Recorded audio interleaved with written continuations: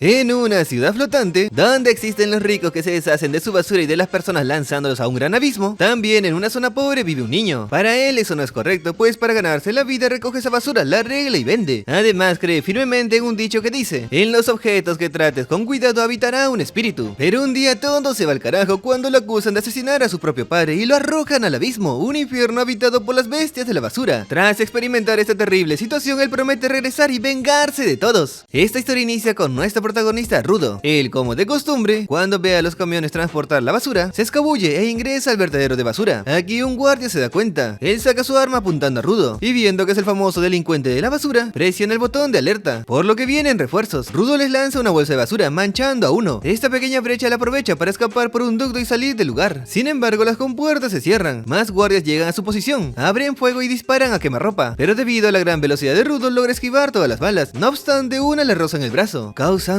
una herida, pero esto no es suficiente para evitar que escapara. Así es que se mete en un ducto, y al perder a todos los guardias logra salir por una alcantarilla. Al día siguiente, en la ciudad limpia, escuchamos a unas mujeres hablar del robo de anoche, pues el delincuente de la basura volvió a cometer de las suyas. Una de estas asegura que debe ser alguien de las tribus. En eso ven a un hombre sucio. Él, tras escucharla, se retira. Aquí una de ellas, viendo lo sucio que está, menciona que le dan asco a aquellos de las tribus por ser tan sucios. Esto lo escucha el hombre, pero no le da importancia. Guarda su libreta y se dirige a una puerta. Al cruzar la muralla podemos observar un lugar completamente diferente. Aquí escuchamos a unos tipos sucios hablar del delincuente de la basura, pues ellos bien saben que ese delincuente es Rudo, así que se quejan entre ellos de que por culpa de este nuevamente los discípulos los tendrán en la mira. Mientras tanto, Rudo andaba arreglando uno de los objetos recogidos. Su amiga Chihuahua se le acerca y lo regaña por andar robando basura de la ciudad, así que le pregunta la razón de hacer esto y si acaso sabe que eso es peligroso. Rudo argumenta que los ricos tiran un montón de cosas que aún se pueden usar y simplemente le da pena que terminen en ese lugar, pero por otra parte hacer eso también le ayuda con los gastos. De repente, tres adolescentes se acercan y, burlándose del mal olor de Rudo, le preguntan a Chihuahua si acaso no le llega la peste estando junto a él, ya que de por sí con solo ver esos guantes sucios sienten que le saldrán ronchas si los toca. Aquí uno de ellos patea la lámpara que Rudo arreglaba y le dice fríamente que nadie comprará esa basura. Chihuahua lo defiende y le recuerda que todos allí son iguales. De igual forma estos no hacen caso y le aconsejan a la mina no juntarse con él, ya que es el hijo de un asesino. Tras oír todo esto, Rudo solo agacha la cabeza, mientras que el tipo le cuenta a Chihuahua que ese barrio fue creado para encerrar a criminales y que ellos son sus descendientes, razón por la que se esfuerzan a diario con el objetivo de trabajar honradamente para limpiar su mala imagen. Sin embargo, todo fue en vano por culpa del padre de Rudo, quien asesinó a un montón de personas. Por ello, si sigue estando junto con él, pensarán que son iguales. Esto molesta a Rudo, lanza una mirada matadora al molestoso, provocando que de inmediato se calle. Los bullies asustados se van del lugar, afirmando que algún día se volverá un asesino. Chihuahua anima a Rudo recordándole que él es diferente a su padre, y ella misma sabe que no es un tipo malo que mate gente. Rudo, algo avergonzado, se le agradece. En eso Chihuahua ve un peluche recién arreglado y le pregunta por él. Rudo le avisa que ese no está a la venta, se arma de valor y le dice que ese peluche es para ella, pero aquí justo llega la madre de Chihuahua, mientras la regaña por juntarse con ese mocoso. Luego de esto, Rudo regresa a casa y al entrar Recto lo molesta, repitiéndole las palabras que le dijo a Chihuahua. Nuestro albino se sonroja y le pregunta si acaso escuchó todo. Recto solo le aconseja decir las cosas claras y sin rodeos, pero cambiando de tema se le acerca y le exige que le cuente acerca del delincuente de basura de anoche. Rudo aquí crea una buena excusa. Tras oírlo, Recto le recuerda que no tiene la necesidad de ganar dinero arriesgando su vida, recomendándole así que mejor le deje los gastos a él hasta que crezca. Rudo le recarga que no arriesga su vida, pues nunca lo habían descubierto hasta ayer. Recto entiende que no tienen parentesco sanguíneo, y aunque no sea su padre de sangre, de igual forma lo quiere y son familia. Por lo mismo le pide que deje de intentar pagárselo. Aquí Rudo, todo agradecido, le recuerda que fue él quien lo recogió cuando lo abandonaron de bebé, y desde entonces lo crió como un hijo. Así es que le dice que no intenta pagárselo, pero que aún en familia se agradecen las cosas. Recto lo molesta con que así debería de sincerarse con Chihuahua, para que ella sepa lo que él siente. En eso ve la herida en su brazo, así que le pregunta si acaso le dispararon. Rudo intenta minimizar el daño, pero Recto le pide que lo deje ver, y de paso cambiará las vendas de sus brazos. Al ver lo que le pasó, le aconseja que ya no vaya al vertedero, pues podría acabar mucho peor. Rudo considera que no es para tanto, en comparación con las heridas que le dejaron sus padres. Aquí Recto le recuerda que el que comete un delito grave es condenado a muerte y arrojado al abismo, cosa que ya hicieron con su padre. Por ello quiere que se cuide a sí mismo y las cosas que le importan en este mundo podrido. Ahí Rudo recuerda cómo desde que tiene uso de razón, sus manos están así de maltratadas. A causa de esto siempre sintió un dolor muy fuerte, así mismo como las miradas de asco de la gente al ver sus desagradables heridas. Pero entonces Recto le regaló unos guantes, los cuales al ponérselos lograron aliviar el dolor de inmediato, algo que en toda su vida no cree poder pagar. En eso Recto le apresura en conquistar a Chihuahua, esto antes de que alguien le gane. Por eso le aconseja que le regale ese peluche y también le dé un beso, y si en caso no quiere ir, lo dejará sin cena. Así es que se pasa pasan toda la noche hablando, pero lo que no sabían es que desde afuera de la casa, un enmascarado encapuchado los observa y también escucha toda la conversación. Al día siguiente Rudo planea entregar el peluche a Chiwa, entonces paseando por la ciudad, recuerda que se dice que el abismo es un vertedero de basura enorme y que el destino de la gente que ha cometido crímenes es ese lugar, y claramente así es, pues vemos como justo en ese momento sentencian a una persona al abismo, mientras que los demás aclaman la suciedad al abismo. Aquí Rudo se pregunta qué será de los infelices que arrojan, pero de repente aparece Chiwa. Ella considera inusual verlo por esos lados, ya que además la vista de allí no es nada agradable. Rudo la corrige mencionando que en el barrio no hay ningún lugar con vista agradable. Chiwa comenta que el barrio fue creado a las afueras de la ciudad, para que les quedara claro que si llegan a cometer una fechoría, los arrojarían al abismo. Entonces dirigiéndose a Rudo, le dice: no me gustaría ver que te arrojen a ti, pero también entiende que hay mucha basura que tiran que aún sirve, y si en el peor de los casos lo llegan a atrapar a él, lo lanzarían a ese abismo. Aquí Rudo menciona que eso fue lo mismo que le dijo Recto. Entonces Chiwa le recuerda que ese señor se preocupa mucho por él. Al escuchar estas palabras, él voltea a verla. Aquí Chiwa se da cuenta de lo que acaba de decir, así que avergonzada le explica que no lo decía de esa manera. Rudo también avergonzado se tira al suelo. Esto lo ve Chiwa, quien se fija que lleva el muñeco de peluche con él. Rudo se arma de valor y le confiesa que pensaba regalárselo, y aunque sabe que quizás no le guste algo que alguien desechó, cree que el peluche sería más feliz con ella que en la basura. Chiwa lo acepta y le promete que lo cuidará por siempre. Rudo no aguanta la emoción y completamente feliz regresa a casa para contárselo y presumírselo a Recto. Al voltear por una calle es que de casualidad se choca con uno de los discípulos. Esto lo deja confundido, pero de igual forma continúa yendo a casa. Al llegar se arrepiente, pues sabe que de seguro Recto le dirá que ahora se declare. Pero al abrir la puerta encuentra al sujeto enmascarado encima de Recto apuñalándolo. Rudo se llena de ira y se balanza hacia el enmascarado, pero luego lo vemos completamente débil en el suelo, pudiendo solo ver cómo aquel tipo misterioso se va del lugar. Recto con sus últimas fuerzas le pide que huya de este lugar y que por favor cambie este mundo de porquería. Justo en ese momento llegan los discípulos, quienes paralizan a Rudo y lo acusan de asesinato. Rudo les intenta explicar que él no es el culpable y que están cometiendo un error, pero sobre todo Recto aún sigue con vida. Uno de los guardias le grita que deje de decir tonterías, pues está cubierto de sangre. Rudo le sigue intentando contar la versión de su historia, sin embargo estos desgraciados no lo escuchan y de un puñetazo lo duermen. Después de la captura todos los vecinos hablan de lo sucedido, y como Rudo supuestamente mató a su padre adoptivo, es tan fuerte la noticia que llega a oídos de Chiwa, quien abrazando el peluche no cree que Rudo haya sido capaz de hacer algo así. Pasamos ahora con Rudo. A él lo tienen atado de manos mientras el juez dictamina su sentencia, y debido a que cometió el acto más inmundo de todos, no permitirán que un asesino como él permanezca un segundo más en esta tierra sagrada. Por ello lo sentencian a muerte. Al oír esto todos los presentes aclaman las palabras de siempre. Sí, la suciedad al abismo. Rudo no entiende cómo terminó todo así, y levantando la cabeza para ver si alguien entre toda la multitud de personas lo ayudaría, es que nota a Chiwa. A ella le pide que busque al culpable de asesinar a Recto. Sin embargo ella aparta la mirada y dice que él nunca dejará de ser el hijo de un asesino. La multitud continúa aclamando su muerte. Entonces Rudo sonríe y dice que los sucios son ellos, pues solo son una porquería sin voluntad a pesar de tener ojos y oídos, tanto que más parecen unas malditas marionetas. En eso que el juez estaba por dar la orden para ser lanzado, es que en la parte de atrás Rudo logra ver por unos segundos al enmascarado antes de caer. Con la imagen del culpable en su mente, cae al abismo y jura hacerlos descender al infierno y aniquilarlos. Luego de esto despierta en lo más profundo del abismo, pero al levantarse siente un fuerte olor, viendo entonces a su alrededor un sinfín lleno de basura. De repente el suelo comienza a temblar y al voltear ve a una enorme bestia de basura, el cual se levanta de entre todo el cúmulo de desechos. Durante su caída Rudo recuerda su infancia, pues siempre le pareció extraño que pese a que todos se interesaran tanto en la suciedad y los crímenes, a nadie le importara, ni se pusieran a pensar en lo que pasa al caer en el abismo, y solo hablaban o despreciaban a los de la tribu. Regresamos a la realidad y ahora Rudo está huyendo de las bestias que lo persiguen, pero de repente es rodeado y sin escapatoria se pregunta qué son esas cosas, si acaso son una masa de basura, pero estos comienzan a atacarlo. Rudo como puede logra esquivar a cada una de las bestias, pero cuando de casualidad cae al suelo, ve el cráneo de una persona. Rudo se queda atónito por unos segundos, siendo así maldice a los de arriba por atreverse a lanzarlo a este lugar. En eso el suelo comienza a temblar y toda la montaña de tierra desciende. Rudo tirado en el suelo y mal herido, sabe que si continúa respirando ese aire se arruinará los pulmones. Ahora con su vista busca un lugar seguro, pero de inmediato se da cuenta que está en el mismísimo abismo, el infierno, y aquí no hay lugar seguro. Pero de la nada escupe sangre y las bestias corren hacia él. Se pregunta si realmente terminará todo sin poder hacer algo, pero recordando el momento en que vio a Recto morir, algo cambia dentro de él, pues varios objetos se iluminan. Rudo se arrastra y coge una vara de metal, mientras se dice a sí mismo que no puede morir, pues todavía le queda algo por hacer. Debe hacer pagar a los que lo arrojaron al abismo, pero más importante, matar al desgraciado que asesinó a Recto. Jura encontrarlo y acabar con este, por lo que ahora su propia muerte tendrá que esperar hasta entonces. En eso golpea a una de las bestias. Esto llama la atención de un desconocido que lo miraba a lo lejos. Por su parte Rudo con su varita de metal contraataca a las bestias, le clava la varilla a una de estas, sin embargo el monstruo reacciona y lo manda contra una montaña. Aquí otra aparece y la destruye. Sin embargo luego Rudo se salva y agarrando un poste se lo lanza a la bestia, arrancándole así una patita. De repente el suelo comienza a temblar y desde abajo de él sale otra bestia que intenta devorarlo. Rudo esquiva el ataque pero comienza a toser sangre, no puede moverse y lo peor es que las bestias aprovechan esto para acercarse. No obstante, al último segundo sus ojos brillan y con una placa de metal evade el ataque. Aprovecha que le cortó la pata a uno y los parte a ambos a la mitad, haciendo así que estas criaturas exploten. Rudo se encuentra exhausto, sin embargo el suelo comienza nuevamente a temblar. Al voltear ve a otra bestia, intenta escapar, pero el monstruo enorme de un pisotón levanta toda la capa de basura, mandando así a volar a nuestro pobre Rudo. Él se encuentra débil, intenta abrir los ojos y aquí ve a un enmascarado con una sombrilla. Este lo agarra de la ropa y lo patea, sin embargo resulta ser bueno, ya que le pone una mascarilla que le permite respirar. Aún así nuestro Rudo ni siquiera le agradece y le pregunta qué son esas cosas y también si acaso él es un habitante de este lugar. El enmascarado le pide guardar silencio, pero Rudo no entiende y le vuelve a preguntar por el lugar. El enmascarado cansado le repite que se calle, pero nuestro prota sigue sin entender y le dice que acaba de caer al abismo, así que quiere saber cómo es este lugar y si acaso es el infierno subterráneo. El enmascarado cansado le responde que no están bajo tierra, pero tampoco es para que suba la voz. Rudo le grita que hable más fuerte, ya que no lo escucha. El tipo se molesta y le grita que no están en la superficie y que ellos, los de la esfera, tiraron toda esa basura, pero ahora que él hizo mucha bulla, por su culpa esos monstruos asquerosos hechos de desecho los encontrarán. Le explica que es totalmente inútil destruirlos una y otra vez con armas normales, ya que siempre se reconstruirán. Además reaccionan a los ruidos de los humanos y por eso él hablaba bajito. Y sí, a la par una de las bestias se acerca para devorarlos. El enmascarado se pone en su modo fachero, su sombrilla empieza a brillar y evoluciona. El tipo aquí menciona que fue reconfortante gritar un poco, pero ahora ya es momento de hacer la limpieza. Así lo vemos hacer girar su sombrilla y destruye fácilmente al monstruo, de los cuales sus restos se desintegran, algo que asombra a Rudo. Sin embargo, esa no era la única bestia, pues al levantar la mirada se percatan de decenas de bestias observándolo a lo lejos. El enmascarado decide acabar con todo esto de inmediato, así que se lanza al ataque y con su sombrilla en mano destruye a varios monstruos al instante. Rudo queda muy sorprendido al ver que barrió con todos esos, por lo que se pregunta si acaso será tecnología especial del abismo, pero ahora eso no le importa, pues si tan solo tuviese ese poder, se vengaría de los de arriba. Por su lado, el tipo andaba descendiendo con sombrilla, hasta que uno de los monstruos regresa a la vida y le lanza una bola de ácido. El enmascarado hace girar su sombrilla y destruye la bola de basura. Esta al tocar con la superficie explota, pero el misterioso sujeto no le toma importancia y corre en dirección a esa bestia. Da un salto en su hocico y elevándose con su sombrilla de nuevo, dice las siguientes palabras: